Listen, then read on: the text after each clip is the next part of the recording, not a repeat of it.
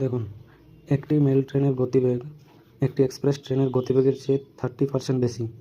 যদি এক্সপ্রেস কোনো ট্রেন যেতে 5 ঘন্টা 25 মিনিট সময় লাগে, তবে ওই দূরত্ব যেতে মেল ট্রেনের কত সময় নেবে? তাহলে অঙ্কটা দেখুন, আমাদের বলেছে একটি মেল ট্রেনের গতিবেগের চেয়ে এক্সপ্রেস ট্রেনের গতিবেগ 30% বেশি। তাহলে মেল ট্রেন আর একটি হচ্ছে এক্সপ্রেস ট্রেন এর আমরা প্রথমে অনুপাত বার করবো।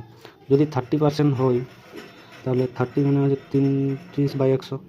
মেল ট্রেনটা যদি চলেছে এক্সপ্রেস ট্রেনের চেয়ে, মানে এক্সপ্রেস ট্রেনে যদি 10 হয়, তো মেল ট্রেনটা হবে 13, কারণ 10 থেকে 3 বেশি বলেছে, 13।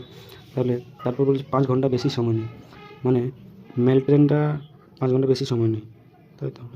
তো 13 সমান বলে দিয়েছে এখানে 5 ঘন্টা 25 মিনিট, মানে হচ্ছে 5 ঘন্টা মানে হচ্ছে তোমার 5 6 30, 325 মিনিট।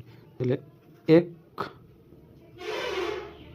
সমান হচ্ছে 325/13, মানে 10 সমান হচ্ছে 325/13 ইন্টু 10।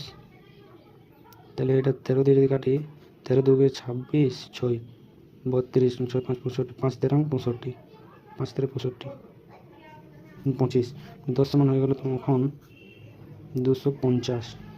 বলেছে কত মিনিট সময় লাগবে, তাহলে মিনিট বার করতে গেলে 60 দিয়ে ভাগ, মানে হয়ে গেল 4 6 24, 4 ঘন্টা 10 মিনিট, 4 ঘন্টা 10 মিনিট হয়ে গেল অ্যান্সার।